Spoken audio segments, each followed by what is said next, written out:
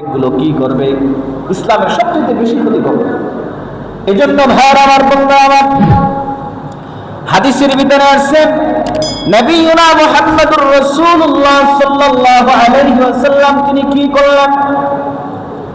প্রায় 140 জন মুনাফিক সাহাবী, প্রকাশ্যে সাহাবী কিন্তু গোপনে কি মুনাফিক, প্রকাশ্যে কি সাহাবী কিন্তু গোপনে মুনাফিক, তাদের অন্তরের ভিতরে ছিল নিফাকি। আল্লাহ রাসূল সাল্লাল্লাহু আলাইহি সাল্লাম এই 140 জন মুনাফিকের একটা নাম তালিকা করলেন।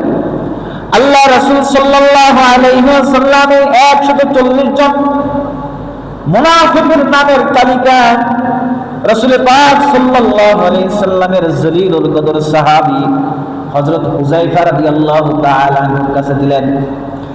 আল্লাহ রাসূল সাল্লাল্লাহু আলাইহি সাল্লাম হুযায়ফা রাদিয়াল্লাহু তাআলা আনহুকে বললেন, হুযায়ফা, এই 140 জন সাহাবী যারা নামে সাহাবী কিন্তু তারা গোপনে হলো মুনাফিক। এই 140 জনের নাম আমি তোমার কাছে দিয়ে গেলাম। এই মুনাফিক গুলো তোমাদের চারপাশেই আছে। এই মদিনাতুল মুনাওয়ারা মসজিদে নববীর চতুর্পাশে তারা ছড়িয়ে ছিটিয়ে আছে। আমি ইন্তিকালের পরে সবচেয়ে বেশি ক্ষতিগ্রস্ত হবে, ইসলাম বেশি ক্ষতিগ্রস্ত হবে এই মুনাফিক দ্বারা। হুযায়ফা, বেশি ক্ষতিগ্রস্ত হওয়া সত্ত্বেও তুমি এই মুনাফিকদের নামের তালিকা প্রকাশ করবে না, কেননা এই মুনাফিক দ্বারা যদি তুমি নামের তালিকা প্রকাশ করো তাহলে বড় ফিতনা সৃষ্টি হবে। কেননা তারা রাসূল পাক সাল্লাল্লাহু আলাইহি সাল্লামের জীবিত থাকা অবস্থায় আল্লাহ রাসূলের মসজিদ নববীর সামনের কাতারে সাহাবী ছিলেন। তারা কি ছিলেন? সামনের কাতারের সাহাবী ছিলেন। তারা রাসূলুল্লাহ সাল্লাল্লাহু আলাইহি সাল্লামের মৃত্যুর পরে যদি বলা হয় এরা বড় গর্দান মুনাফিক, তাহলে তো ফিতনা সৃষ্টি হবে না? সাহাবীদের ভিতরে একটা গন্ডগোল সৃষ্টি হয়ে যাবে। কিন্তু হুযায়ফা, তোমাকে একটা নসিহত করে যাই, তুমি কোনদিন এই মুনাফিকগুলো যখন ইন্তেকাল করবে, দুনিয়া থেকে বিদায় নিয়ে চলে যাবে, কোনদিন এই মুনাফিকের জানাজায় তুমি শরীক হবে না। কি হবে না? জানাজায় শরীক হবে না। ভাইরা, মুনাফিকের 3টা আলামত। কয়টা আলামত বলেন? কয়টা আলামত একটু জোরে বলেন? 3টা। 1 নম্বরে কথা বললে কথায় কথায় মিথ্যা কথা বলে। কি বলেন? জোরে বলেন, একটু জোরে বলেন। কথায় কথায় মিথ্যা কথা বলে। নামাজ বলেন, রোজা বলেন, হজ বলেন, যাকাত বলেন, সব করে, কিন্তু দেখবেন তার কথার ভিতরে মিথ্যা কথা। কি বলেন? জোরে বলেন। কথা বললে মিথ্যা বলে, ওয়াদা দিলে সে ওয়াদার খেলাফ করে, ওয়াদা রক্ষা করে না। মনে করেন আপনি একজন মুমিন মুসলমান, নামাজি, হাদিসা, একদম সামনের কাতারে মুসল্লি, আপনি তার কাছে একটু লেনদেন করছেন যে আমাকে 5,000 টাকা, আপনি কি করছেন? তাকে ধার দিচ্ছেন যে ভাই টাকাটা কবে দিবেন? দিব আমি অমুক মাসের 5 তারিখ। কোথায় 5 তারিখে 25 তারিখ হয়ে যায়, এরকম 10 মাসের 5 তারিখ শেষ হয়ে যায়, তারপরও টাকা দেয় না। এটা হলো মুনাফিক। আল্লাহ রাসূল বলছেন জীবন শেষ হয়ে যেতে পারে, তারপরেও ওই ব্যক্তির কি হবে না? এই ওয়াদার খেলাফ হবে না। কি হবে না? মোটর ওয়াদার খেলাফ হবে না। আর হলো আমানতের খেয়ানত করে। আমানতের খেয়ানত করে। আপনি একজন লোককে এই পৃথিবীতে, এখন তো শেষ জামানায় মানুষকে বিশ্বাস করাই কঠিন, কিন্তু তারপরেও দেখা গেছে আপনি অনেক বিশ্বাস কইরা একজনের কাছে আপনি 10,000 টাকা বা একটা আপনার দামি জিনিস বা যে কোনো কথার আমানত হোক বা সম্পদের আমানত হোক, আপনি তার কাছে রাখলেন। নির্দিষ্ট সময় পরে হয়তো সে এই কথার খেয়ানত করে অন্য মানুষের কাছে বলে দেয়, অথবা ওই সম্পদ আর ফেরত দেয় না, অর্থাৎ আমানতের খেয়ানত করে। এই 3টা জিনিস আপনি যার মধ্যে পাবেন, তাকে আর মুমিন বলার কোনো সুযোগ নেই।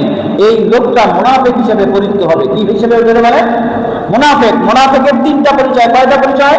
1 নম্বরে কথা বললে মিথ্যা বলে। কথায় কথায় দেখবেন কিরা করে, কসম করে, কিন্তু মিথ্যায় ভরপুর। কারণ কোনো মানুষের সাথে আপনি কথা বললেই বুঝতে পারবেন না সত্য বলে না মিথ্যা বলে। এরপরে কি করে? ওয়াদা দিলে ওয়াদার খেলাফ করে, আর আমানত রাখলে তার আমানতের খেয়ানত করে।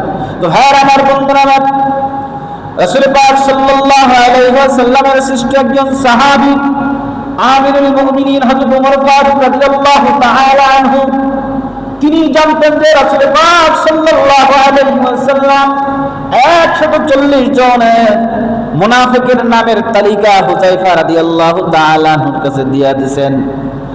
আমিরুল মুমিনিন ওমর ফারুক রাদিয়াল্লাহু তাআলা আনহু যখন খলিফাতুল মুসলিমিন যাকে যেই উমরের সময় তার ন্যায় ইনসাফের কারণে বাঘ আর মহিষ এক ঘাটে পানি খাইত, মানুষের ভিতরে হিংসা বিদ্বেষ ছিল না, যাকাত দেওয়ার মতো মানুষ খুঁজে পেত না, অভাব অনটন ইসলামিক শরিয়া যাকাত প্রথার কারণে অভাব অনটন তিনি অনেকটাই দূর করেছিলেন।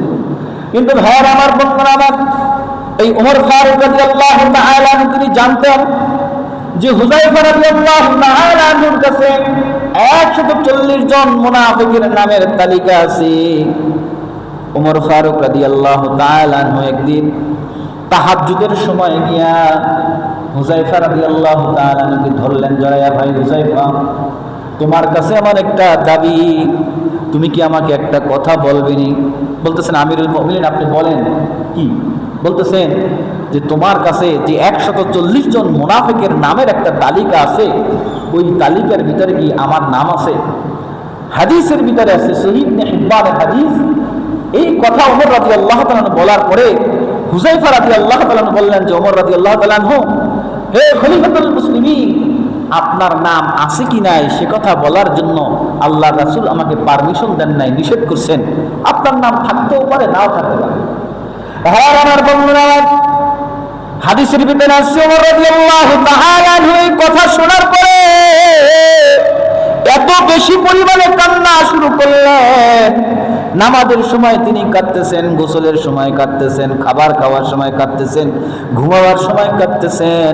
এভাবে কান্না করতে করতে ওমর রাদিয়াল্লাহু তাআলা অসুস্থ হয়ে গেলেন। কি হলেন?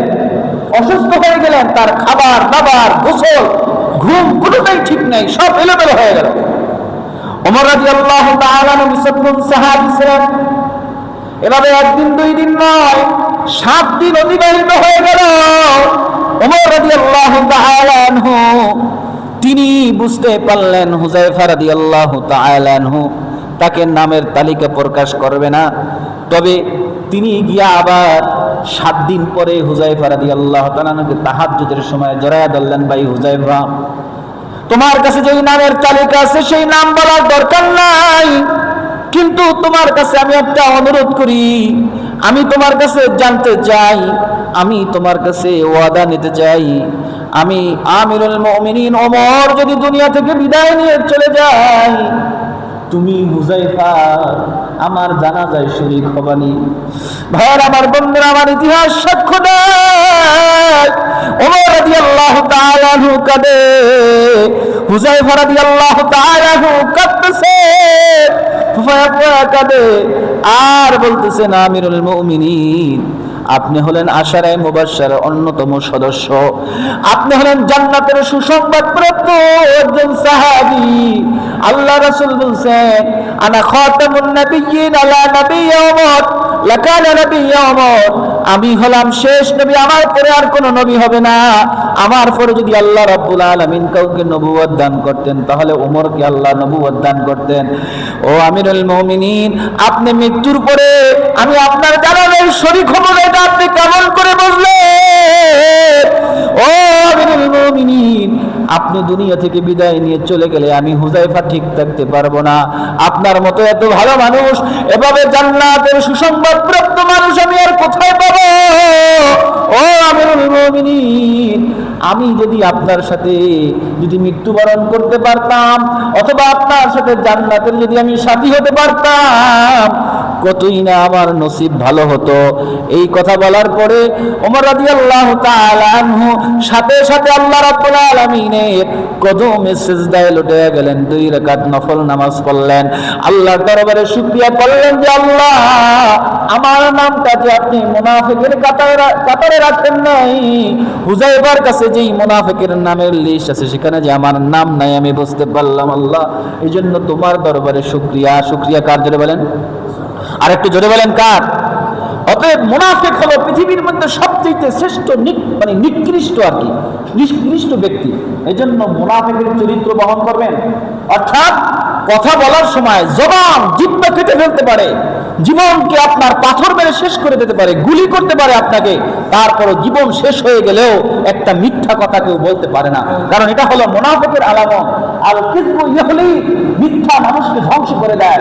এজন্য মিথ্যা কথা বলা যাবে, একটু জোরে বলেন, মিথ্যা কথা বলা যাবে। এরপরে ওয়াদা দিলে যথাসম্ভব ওয়াদা রক্ষা করার চেষ্টা করবেন। আর কোনো ব্যক্তি কথার আমানত হোক আর সম্পদের আমানত হোক, যেটাই আপনার কাছে রাখুক গচ্ছিত, সেটা মৃত্যু পর্যন্ত আপনি রক্ষা করবেন। কারো কাছে বলা যাবে না, তার সম্পদ রাখলে সেটা যথাসময়ে তার কাছে ফিরিয়ে দিতে হবে। এর নাম হলো মুমিন। তো যাই হোক প্যারায় হাজরিন, আল্লাহ রাব্বুল আলামিন যেন আমাদের সকলকে একজন মুমিন মুসলমান, খাঁটি মুমিন মুসলমান হওয়ার তৌফিক দান করেন। সকলে বলে আল্লাহুম্মা আমিন।